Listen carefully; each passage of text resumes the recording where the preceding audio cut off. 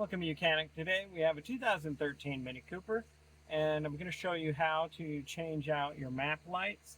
So we have a map light on both sides, used for the driver passenger. Behind is what's called the dome light or the cabin light. But if you need to replace this light bulb, it's fairly easy. There's one on each side. We just need to pop this little cover.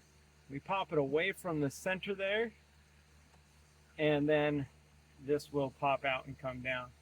And then we can set that aside, and then we need to be able to pull the light out there.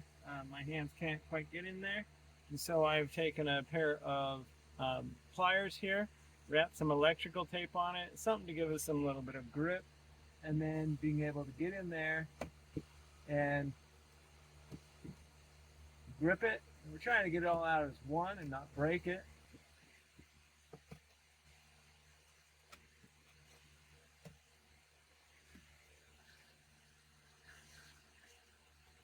There we go. So we got it gripped and pulled out for a replacement with a new one.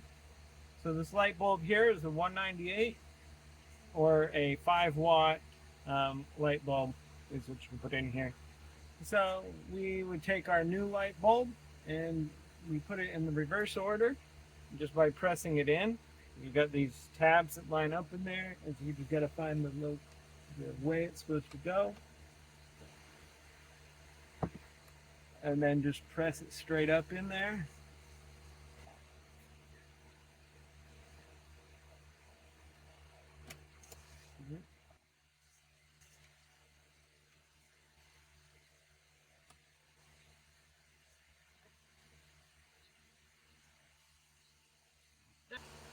There we go.